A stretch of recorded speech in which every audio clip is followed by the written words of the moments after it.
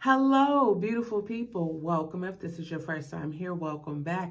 If you are a returning supporter, I'm here to give you the disclaimers for this here live.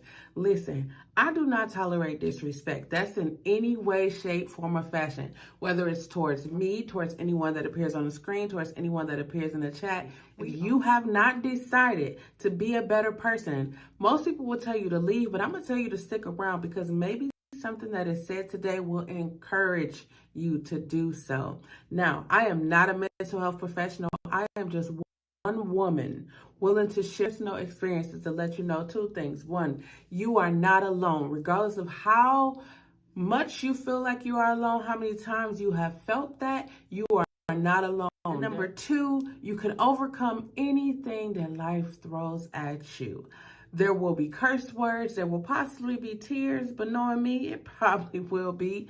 And my opinions are my opinions, your opinions are your opinions. We are here to have a nurturing conversations in regards to our opinions so that we will have a better understanding of each other. That's all I got for right now. I hope that you enjoy this nurturing conversation. Let's get to it. Wait, if you haven't already, go ahead and hit that thumbs up button that helps me say suggested on YouTube. Make sure that you also leave a comment and share it with your friends. That's all I got. Let's get into this conversation. I love you. Peace. Hello, beautiful people. Welcome if this is your first time here. Welcome back if you are a returning supporter. Let's see, mic is unmuted. Volume is hopefully great. Uh, I do apologize for the timing. I had three blackouts in the span of a few minutes, so hopefully everything, fingers crossed, everything remains on. It is like 90 something degrees outside. 90 something degrees outside. We've been under a heat advisory. So I kind of figured, things would go out. But welcome to the Nurturing Conversations podcast. I am your host, Chelle, Midwsthumnbrd. I have a plethora of names. And tonight we are talking about empowerment through our choices, unveiling your options. As always, many of these topics come from me having conversations with myself, um, just asking myself, or basically talking to myself, like, I know if I'm feeling like this, someone, somewhere, in a part of the world um, is feeling, possibly has similar feelings. And so tonight we're talking about unveiling your options. Basically, you got options. I wanted to talk about options because I feel like many times we aren't given the opportunity, or we don't have the understanding that we have more than one option. Oftentimes we make a decision and feel like it's the end all be all. And we are so used to sticking things out, or being loyal, or um, not wanting to be not wanting to seem as though things failed, that we hold on to things. We continue to like support or be a part, or um, work a job, or stay in relationships when we know, like, okay, it is not fulfilling us. um, this past week I've had to make some decisions. I've actually been making some really great decisions for the last 3 years. And I'm really proud of myself because I never thought um, I would be in a position where I could make these decisions. You go through so many things in life, and if you aren't in a place where you are ready to acknowledge those things and process and deal with those things, things start to reoccur. They say history repeats itself. It repeats itself because maybe you weren't paying attention the first time that it happened. Maybe you worked at a job where you didn't feel valued, and instead of you like speaking up, you just was like, well, I need the money, I gotta pay rent, I gotta pay my car note. um and so you just kept sticking out with the job, and then it was just like you got fired, or maybe they laid you off. And then it's like, well, they don't value my time anyways, and now you're feeling like unappreciated, you feeling undervalued, and now it's like, well, I'm not working for anybody else unless they see my value. And then you go to another job and they see your value, but they're not willing to pay you your worth. That right there means that you have an option. You can either continue to go down the road of people not valuing your worth, or you can go down the road where you value your worth and you don't accept anything less than what you're worth. Tonight, we're going to talk about options. There's always the options, regardless of what the situation look like, whether it's bright and sunny, whether it's dark and there is no light in the room. There's always an option. Options help us when we are getting ready to, have a conversation with somebody. Options help us to be honest, be open, be vulnerable. Sometimes we have conversations with people, and because we have experienced so many different things in our lives, we have trust issues. I know I like to speak for myself. I can't speak for you, but I like to speak for myself. A lot of the things that I endured in my life um, fostered within me trust issues. So I was one of those people where I have an idea for a project, and I already know that I'm gonna do everything that needs to be done in the project, but I will give people the option to be a part. And then if people don't participate, or people like don't do what they said that they were going to do, previous to now, I used to be so disappointed. I used to be so heartbroken. I used to be like, oh my God, like, see, this is why I don't give people a chance or opportunity to do things, right? And then it dawned on me, right? I never truly trusted the people to do the things in the first place. I never came from a place where I believed that they could actually do it. I was already anticipating that they were going to let me down. And so when they let me down, it was like, see, I told you. I already knew it was going to happen. I knew that's why I had to do it myself, when in reality, I never even gave them the proper chance. Um, I, on this journey of healing and self discovery, I'm like 2 months and a couple of, or 2 years and a couple of months. September 15th will make 3 years I've been on this journey. And I have learned so much about the choices that I have made in my life. A lot of the choices I have made came from a place of abandonment, or feelings of abandonment, feelings of rejection. And so I made the decision. I made the decision that I'm going to do whatever it takes so that people don't have negative feelings towards me. That whenever people thought about me, they were going to smile and be like happy and be like, oh my God, have those feelings towards me. I made that decision a long time ago because I felt like my parents rejected me. I felt like they didn't show me the proper love that I was supposed to get because I was their child. Like, I had all these different hangups as to why I made a lot of the decisions. I felt heartbroken. I felt, I was like, ooh, I was about to tell off on myself, but I'm gonna tell off myself because I'm open. I'm honest. That's who I am. So I grew up around all guys. When I tell you, if you are someone who grew up around all guys, you learn a lot growing up around all guys. So I call myself playing the game. They taught me how to play the game, and I tested it to see if it would actually work. I'm one of those people. I like to you say, hey, this will work. I'm somebody that'll test it. If y'all haven't been paying attention on my YouTube or my Twitch or wherever you're watching this at, I be testing everything. So I'm testing it, and come to find out, the things that they are saying is actually truth. There's actually some truth to what they're saying. You be nice, you play, things just start happening for me. And so then one day I was like, I don't think this is a good idea. You ever like, feel like there's something going to happen? I decided I'm going to stop playing this game. A lot of people, even adults right now. I'm 43. I think I stopped playing this game. I stopped playing this game when I was like about to hit my 20s. But my teens, it was all, it was on and popping.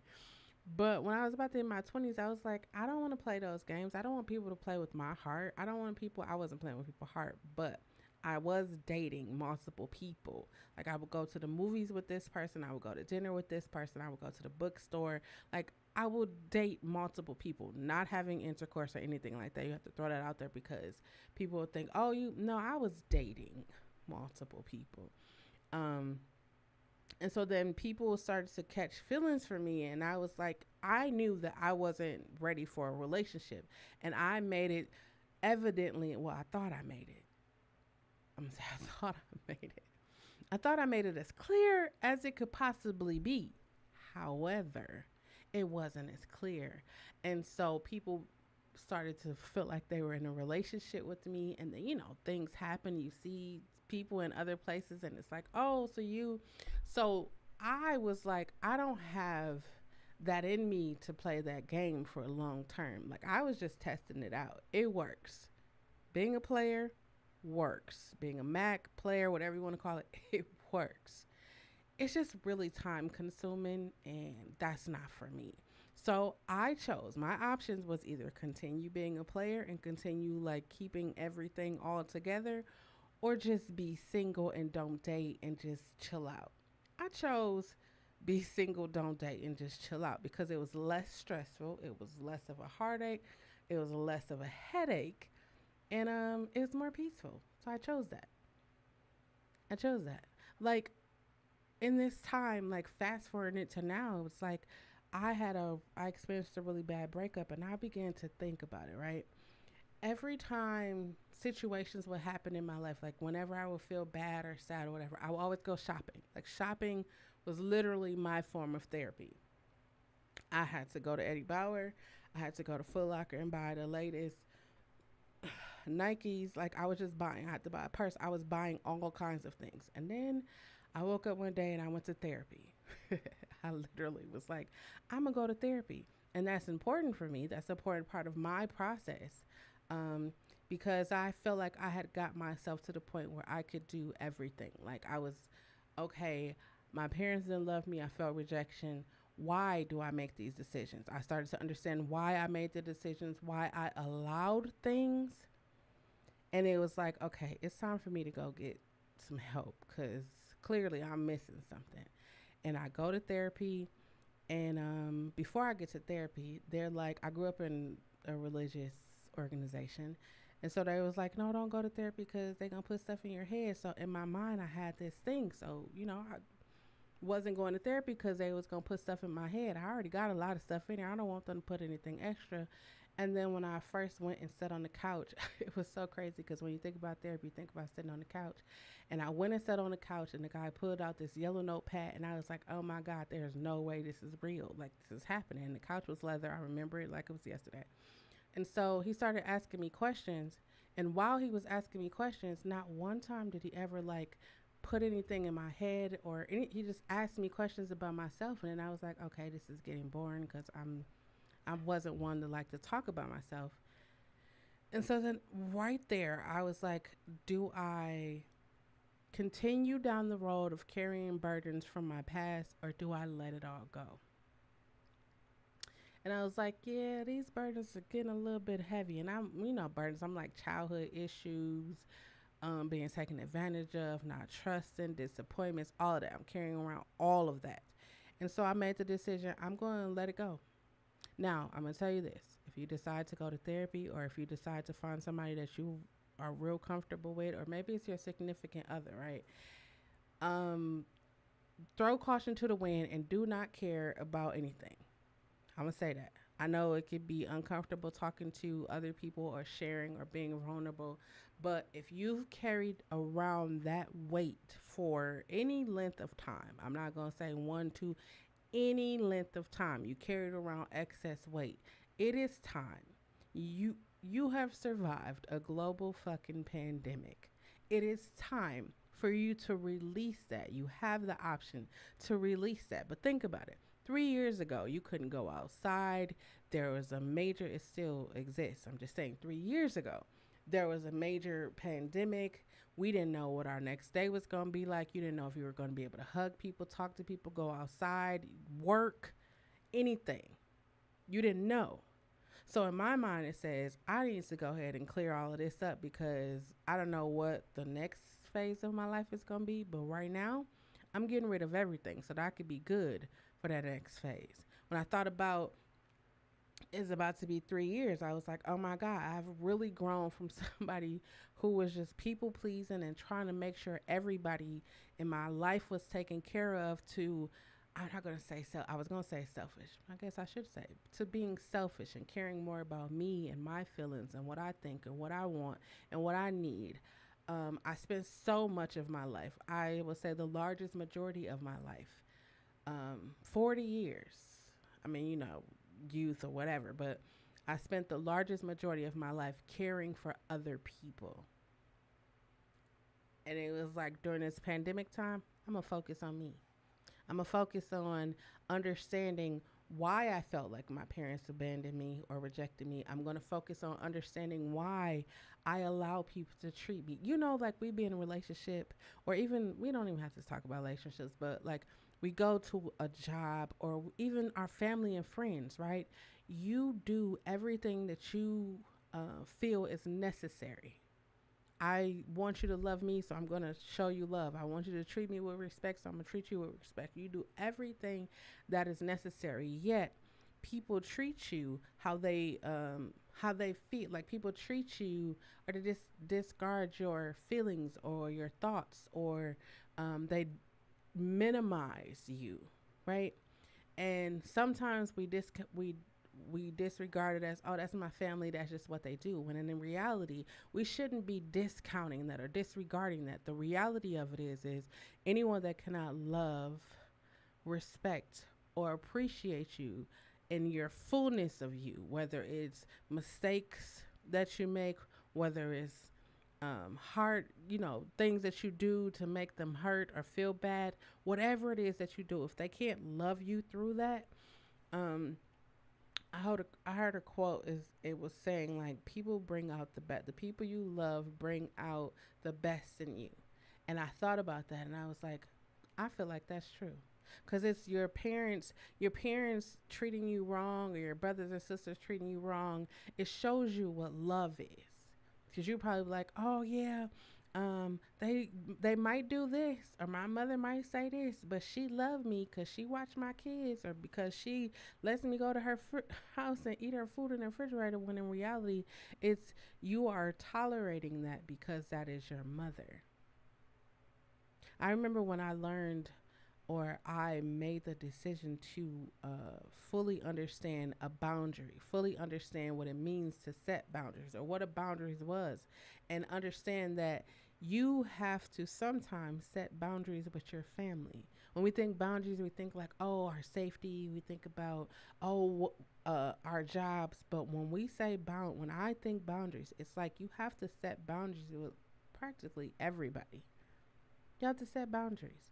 Sometimes, if you don't set boundaries, people will definitely cross that line. People will do whatever they feel like they want to do just to see how much they can get away with. And if you let them get away with it, they will most definitely do it. They will most definitely do it. I think about all of the opportunities um, I experienced in my life where I felt that I was protecting myself. I was making sure that I was safe. I was making sure that no one was taking advantage of me. Well, I thought I was. I'm going to say I thought I was. I thought I was. But in actuality, I was so blinded by me not wanting to be taken advantage of that it became that. Like if you were somebody that didn't have the love growing up, you begin to seek out love. And love comes in different forms and shapes and fashions and experiences. Um, and for me, I just knew, I've always knew that one day, all of the things that I experienced in my life, I was going to have the option. It's going to say, are you going to continue down this road of heartache, stubbornness? Are you going to continue down this road of mistrust, of believing everybody is going to disappoint you, or are you going to see people for who they really are? and I decided to see people for who they really are. I began to look at the different experiences that I have gone through in life. I looked at the goals that I accomplished. I looked through college, high school. Like I literally sat down in these past 3 years and literally went from like birth all the way up until now and feeling each experience. When I say feeling, I mean like being transported to each experience, and instead of running away like I would just throw it in the back of my mind and be like, oh, I'll deal with that later. I made the decision to sit there and feel and cry or scream or yell or message the person or talk to the person or write a letter and set it on fire. Like I felt like it was important for me to release that. It's important to release it. I made the decision to say, hey, I'm not carrying this around anymore. You ever experience something and you like, oh yeah, I'll handle that later. You ever like have a argument with your brother or sister or your spouse or somebody at your job, or you just have an argument and then you're like, okay, I'm going to handle that later. And then time go past and then you don't think about it. It's not at the forefront. And then somebody say or do something or they don't do something, and then that's a trigger. And now the next person you see, you're yelling at or popping off, or your kids, you're yelling or popping off at your kids, but it's not your kids or that person that you're mad at. It's the last situation that you had. But you forgot about it because it's in the back of your mind. You just threw it back there. We not accustomed to dealing with things as they happen. We are accustomed to finding the right time. We are accustomed to waiting till the other person is moved on and living a better life. And then it's like, oh, let me come and tell you. For me, I realized that I need to start dealing with things as they happen. Dealing with things as they happen. Because the moment you deal, I know it's like if I'm heated and you heated, of course we're gonna wait till we come down. Because I, I realize that I don't get angry often. I don't say often. I don't get angry often, but it does make me angry when like you express to people how you are, what you like or what you don't like, and then people disregard it and do those things that you don't like. So I take it upon myself to say, hey, per this conversation, I asked you not to say that or do that, or I asked you not to. And then when people get in their emotions or they get angry or they start to feel some kind of way, why is it that we always feel like you hurt me, so I'm going to hurt you? You, I feel like you disrespected me, so I'm going to disrespect you. Instead of just taking the time to go, and realizing that it's not disrespect, it's just we're having a conversation, we're having a dialogue. I asked you, hey, or we're talking about something and you feel, maybe you feel threatened, maybe you feel like I'm condescending, or maybe you feel like the person is condescending, rather than just popping off. Because that's one thing that I realized that a lot of people do. A lot of people do. I was having a conversation with someone, and it wasn't like I didn't say anything, but someone else said anything, and that just like sent them to the moon, like sent them to the moon. And I'm in a place right now where I'm not coming out of my peace bubble. I don't care who you are. I don't care what's going on. I'm gonna sit up over here in peace. I just looked at the person, and they just looking at me, and then I'm just looking. It's like, you're not gonna say nothing for what? That was that was my option. I chose to be quiet. When I tell y'all, I learned what it means. You hear like I used to hear old people, or you probably heard your granny or somebody say, if you don't have anything good at all to say, if you don't have anything good to say, don't say anything at all. And a lot of times I be having stuff good to say, but when I see people is up here, I'm not saying nothing. Because I already know once you say something, or when you talk to them and they up here, they don't think. When people are up here, they don't think. They don't think. They just react. It's a reaction. And then after the reaction, it's like, oh, well, I didn't mean that. I didn't mean to say that. No, you meant to say that. You probably been wanting to say that, but you just took this time because you were up here to say it. And when people get up here, they say some of the meanest, vile, like stuff you could ever you could ever say. People, that's what they do. I think about, I said 3 years ago, it's like, you know what? So much, when I went to therapy, and they're like, it takes 17 positive things to counteract one negative thing. And I was thinking about my life, like, holy shit, like my life is just like, it's negativity all around. It's negativity on the social media. It's negativity everywhere. So how am I going to avoid it? And then I said to myself, I'm going to be that positive change. So I came here and I was like, you know what? I'm going to be light, love, and positivity. And it seemed like the moment I said that, the moment I said it, as soon as the last positivity, the why on the positivity came out, life was like, oh, you are you? And it started throwing everything at me. But because once I make a decision, let me tell you what I realized.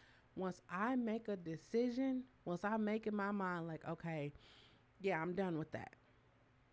Once I make up in my mind, that next moment, I'm not going to keep doing it and be like, oh, when the timing is right, I'll stop. No, I am no longer doing that. I know, like, a lot of times we like to give ourselves that cushion. We like to give ourselves that power. I'm going to tell you a perfect example. I started juicing, right? And I was like, oh man, I started juicing at the wrong time because the fourth coming. I don't know about y'all, but y'all, family people be barbecuing lamb, chicken, goat, fish. They barbecue everything. Jerk it. They they barbecue everything. And I was like, oh man, I picked the wrong time to go to start juicing. And as soon as I said that, what my mind say? My mind say, yeah, because we need jerk ribs and we need to have some potato salad. And oh, they gonna bring a cake and it's gonna be cheesecake. My mind literally is going through all these different things. And my heart is like, no, we need that juice. We need that juice more than we need them jerk ribs. And I'm listening. I'm listening. I'm like, I'm completely like I'm in agreement with my heart, but I'm hearing out the barbecue. That's what I'm hearing out. And I was like, well, I could just start on the day after. It was the cushion for me. It was like, no, I didn't just say that. I didn't just say that. I was thinking like, man, I need to work out, and then I was like, but I gotta do this for work. I gotta do that. I got a photo shoot. I got all these. I'm going all these different things as to why I can't work out. And I got a whole Apple Watch on my hand. I was like, I can get out here and walk. I could walk around the block. I could walk to the store. I could walk to the bank. I don't have to drive. I could walk. That's exercise. You know what I'm saying? Like we create cushions for ourselves. It's like, oh, I can't end this relationship because I, I only have one income. I can't pay the rent, or I can't, like, we create cushions for ourselves as to why we can't do the things we always wanted to do. We become so comfortable or so complacent in our current situation. I knew when 2020 hit, it was like, oh no, yeah, I'm not coming on the other side of this. It's not going to be 2019 and I'm going to go into 2020 and I'm still doing the same shit I was doing in 2019. No, you got to have some growth. It should be some personal growth. It should be some professional growth. It should be some growth in there. Like, you should have grown from, I was telling music artists, I was like, listen, if you in 2019, you ain't have no studio equipment, as much money as the government gave us in 2020 and 2021, you should have something. You should have a mic, even if it's just a little mic that you plug into your phone. You should have a mic. You should have a little MIDI keyboard or something. You should have something. You should have something, especially if you are an entrepreneur. Like, you should be tapping into chat GPT. You should be tapping into Canva. You should be tapping into the resources, YouTube, Google. Like, we have too many options right now.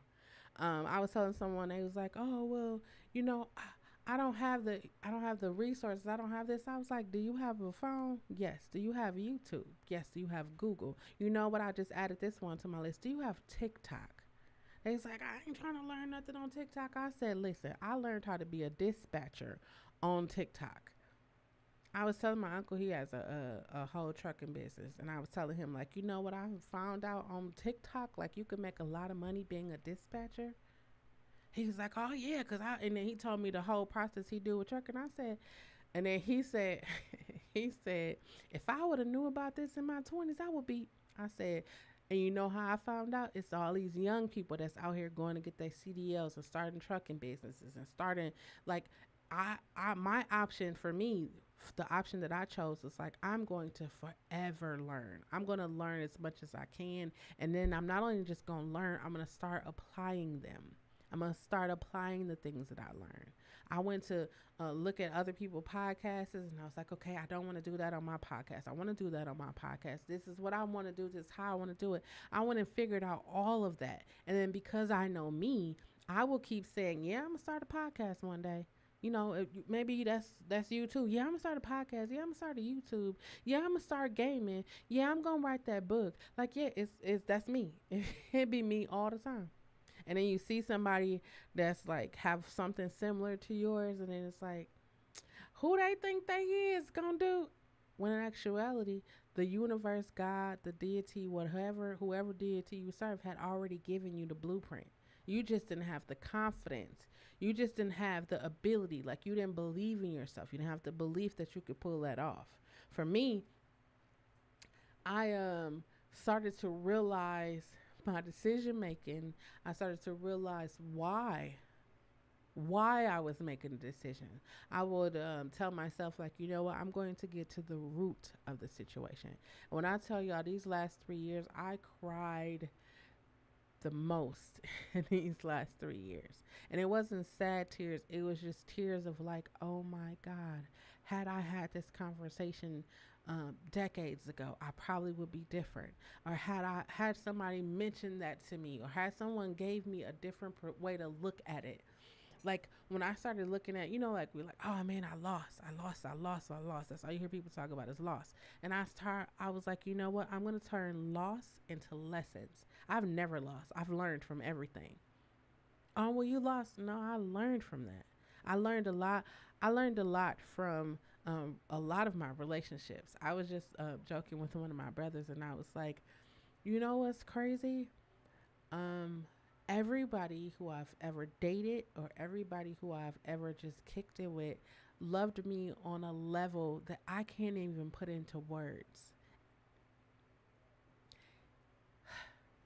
Thinking about the level of love and respect and appreciation that they showed me. And my entire life, I was just like, I just want somebody to love me. I just want some. But now, as I sat this past week and I was thinking about it, and I was like, oh my God. My brother was like, my brother said, do you remember insert word here?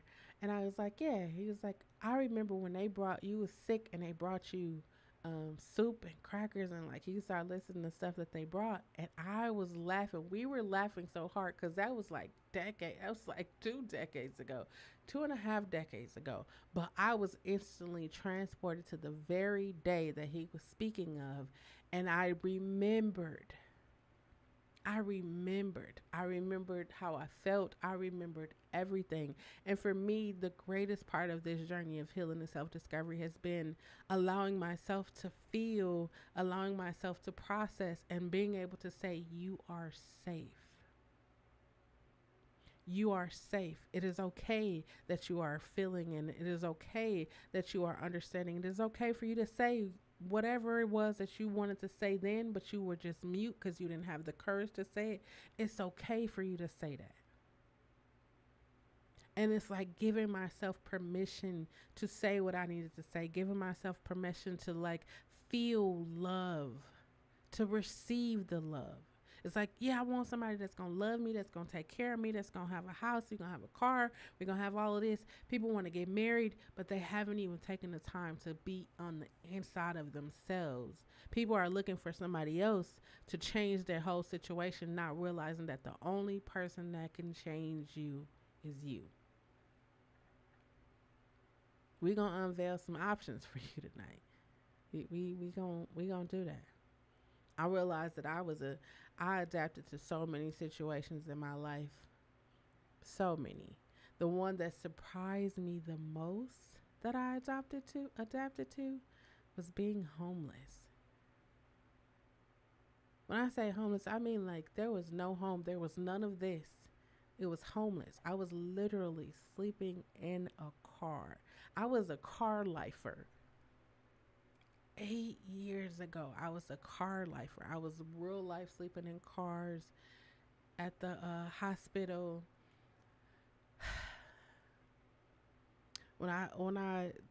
This week, I'm telling you, I spent the week just thinking about all the decisions that I made in my life.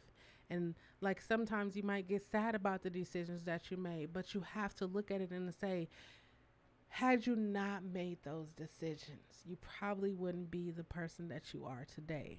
I'm going to tell y'all what I learned from the decisions that I made. I learned that I am resilient. I learned that I am persistent. I learned that I am love. I learned that I am able to receive love because I believe, I believe that people love me. I believe that people are genuine. I don't believe that everybody is out to get me. Now, I know the world we live in, but I don't believe that when I first meet you, that's not my thought. Like, oh, yeah, you trying to get me, so let me get you first. That's not my thought. I think of you as a human being who has flaws, who has, the ability to, let people down. That's like what humans, that's what we do. No one's perfect. I know they tell you to strive for perfection, but the reality of it is you will never meet it because nothing in life is perfect. I thought about, I was telling my family yesterday, actually, my experiences with the people with the hoods and the two hoes on the, if you know what I'm, the hoods and the sheets wearers. And they were like, wait, what year was this? And I said, this is 1999. I literally saw those people. Like, I kid you not, saw them with my own two eyes, not in a history book, not on a documentary. Like, I'm standing right here and you're like where y'all are, like, that's where they were standing. And my family was like, my mother looked at me. She's like, you ain't never say. I said, what did you say? I was still trying to process because in my mind I was like, wait, I read about you in the history book that I went to school. I saw y'all. Y'all was in the history book, in my history book. So that's why for me, like, history was definitely like real life for me. I saw y'all in history books. Um, I saw y'all burning stuff, crosses. I saw y'all burn all of. I saw them do all of that, and then here I am in 1999, looking at you with my bare eyes, looking at you. For me, that changed a lot of things, and the fact that I went to predominantly white institutions definitely taught me a lot. Taught me, taught me, taught me a lot. I thought, people think that you growing up in the hood to teach you resilience. Growing up in learning in predominantly white institutions definitely teaches you a lot. You learn quickly. You learn quickly. I learned swiftly. There's so much stuff I learned swiftly. And now that I am navigating the entrepreneurial space, the tech space, a lot of the things that I learned are coming to the forefront, and it's helping me navigate the spaces. It's helping me navigate the spaces. It helps me. It helps when it comes to problem solving, because a lot of people see me, and sadly, this is really sad. When they see me and I walk in and someone introduced me and it's like, oh yeah, she has this music platform. The first thing they think is, oh, you have a record label or you're an artist and you're trying to get me to invest in you. And I'm just looking like, oh, that was really harsh. No, I actually have a whole business. And then I tell them my business, they don't care nothing about my business, but they do care. How did you learn that? Why is that important to you? Do you know that you are taking money out of these people and you already know who these people pockets are? And I was like, those people don't care about people like me. They only care about us because they see dollar signs. You can give us a couple of hundreds of thousands of dollars and you don't really care because you're going to make millions and billions, and not just for this decade, the decades to come. So as I prepared, like you walk in these rooms and it's like millionaires and multi-millionaires and people who got all this, you kind of feel a little intimidated. I'm not going to act like I wasn't intimidated, because I was. I I ain't never been around no millionaires, no billionaires. I've never been around that. These last 5 years of my life, I done went to lunch, coffee. I don't even drink coffee, but lunch, coffee, uh, hors d'oeuvres. I done went to have all kinds of stuff with all kinds of people, and it definitely taught me a lot of lessons. I went to a lot of networking events, and I'm gonna tell y'all some of the things that I learned. I'm gonna tell y'all. You got options. It's people that's trying to be. We try to be. You know they say imposter syndrome, right? So you just walking around here as though you already what it is. So I go to these different networking events, and the thing that I notice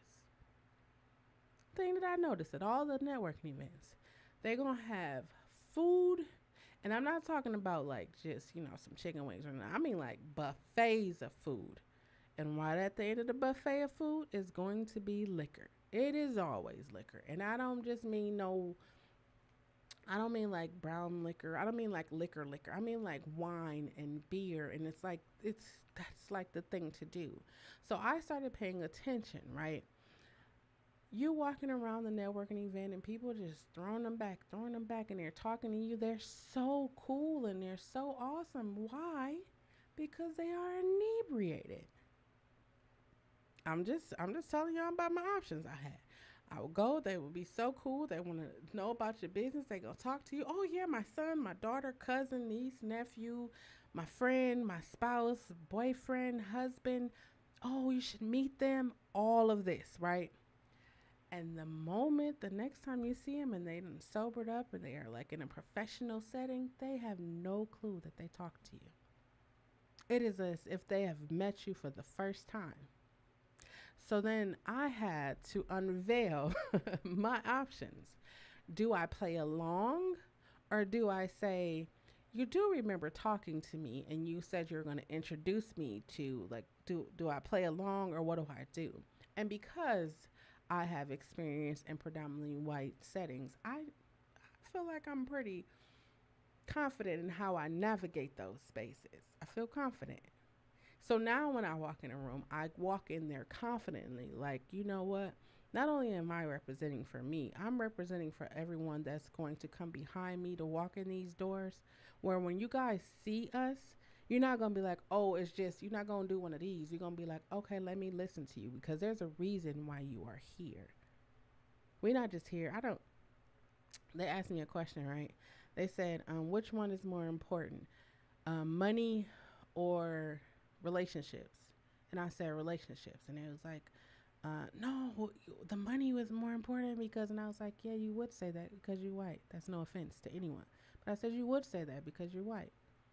And I mean, look at look at it. Just look at it. I don't even got to say any particular thing. Just look at it. You would say that. And it was like, well, why would you say relationships? I said because that relationship would get me further than that money will. So many people only wanted to work with me because I had money. When they found out that I had money, they wanted to work with me. But when they were talking to me, and they was like, well, I would love to do this for you. And I was like, oh, I don't have any money.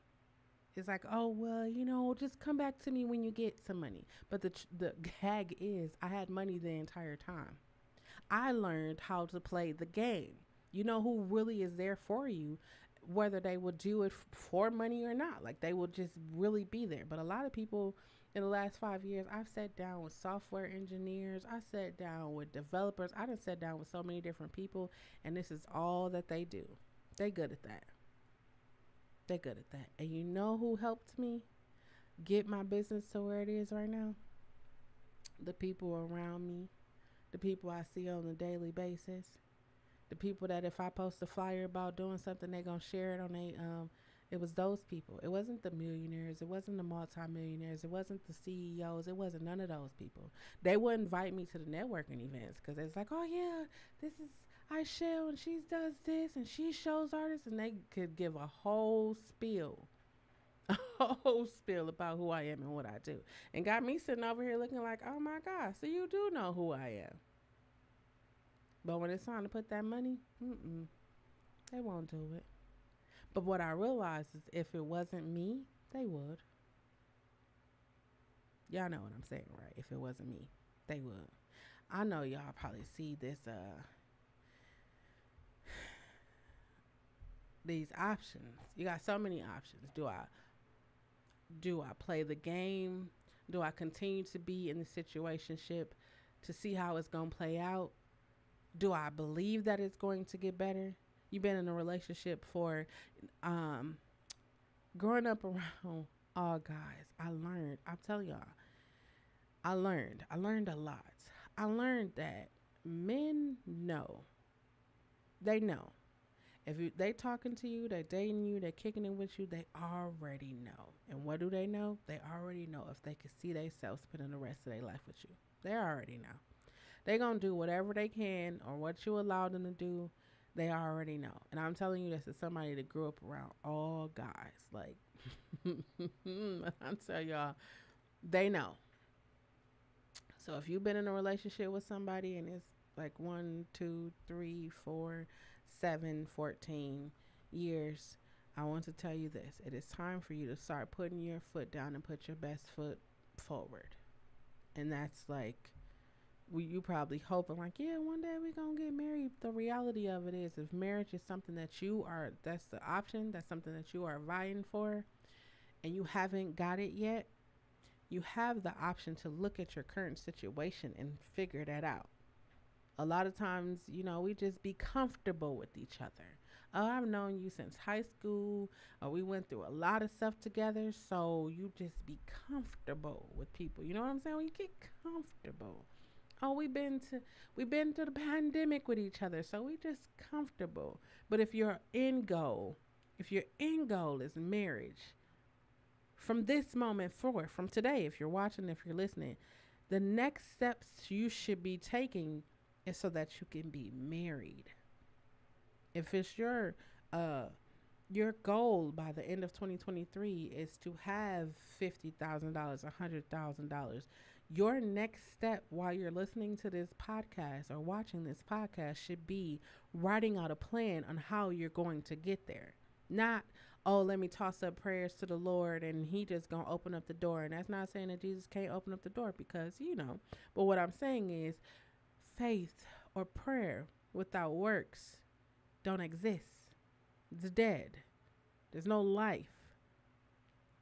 You want to be a millionaire. You want to own you want to be a multi-millionaire. You want to own multiple business, but you have no plan. You want to start a YouTube, but you don't even know what you want to talk about. You want to start streaming, but you don't even know what you're going to stream.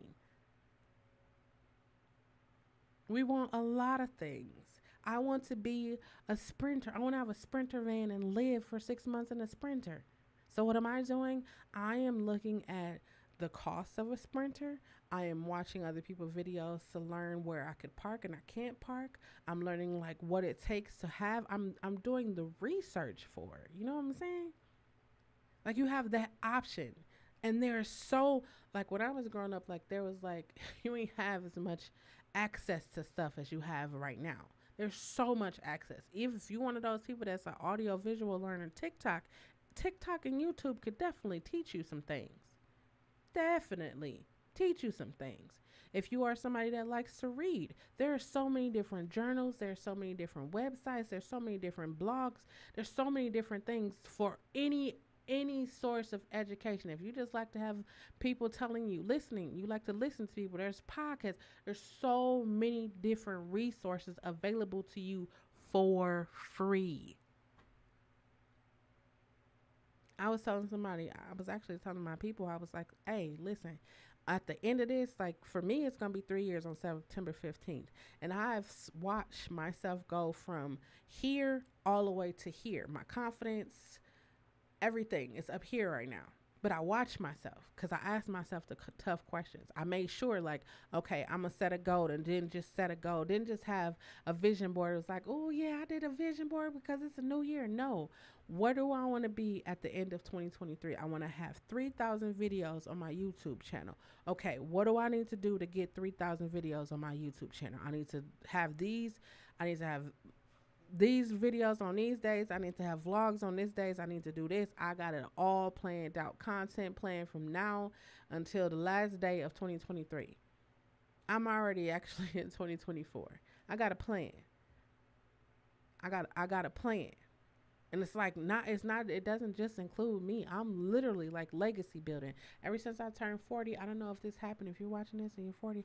I don't know if this happens when you get to this certain age, but I'm 40 and I'm starting to think about legacy, like the things I could pass on to the other people that are in my life. That's what I'm thinking about.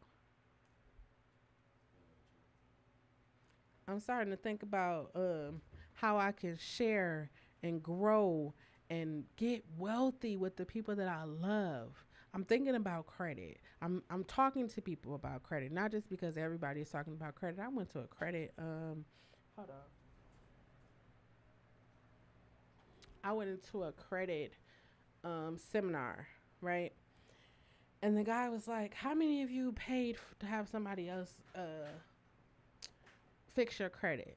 And everybody hands went up and it was like me and everybody was all happy. And he's like, "How many people know what they actually did to fix your credit?" Everybody, all the people was like cheering and stuff. And it got silent. And he's like, "Oh, no, no, don't get silent. How many people actually know what they did how many people actually went back to see if their credit actually got cleared?" And I was just thinking like, man, we literally like we will pay people to do the things that we could do ourselves. And then at the same time, we talking about we broke.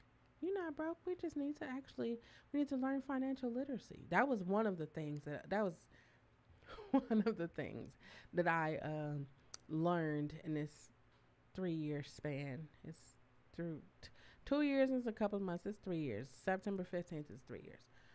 I learned that I was really, really liberal. Like I would willy nilly with my spending, willy nilly. I would set a budget and know what my budget is and still be over exceeding it. I would. And then I got real serious about it. I got like, okay, details. If this is how much my check is, this is how much is coming in. I need to, these are my bills. This is what I need to put aside. I got real, like real. I got to the real. I was like, I can't want to do this and you know, everything I ever desired happens, which is not happening. And then I'm not disciplining my spending because then I'll be broke before I even get to actually enjoy the fruits of my labor. So then I was just like, you know what? I need to have separate bank accounts. If you have a business, I want to tell you, you should have a personal bank account and you should have a business bank account. I know it seemed like sense. That's not, I know it seemed like common sense, but you should. And I actually have them at separate banks, just just separate banks, just because I don't want no funny business. But even when you go to set up your LLC, like don't. I'm the type of person like I like to do things for myself. Like I'm not one of those people that's just like, oh yeah, you could do that. I'm gonna pay you. Like I like to do things for myself because I like to learn the process. Like when I went to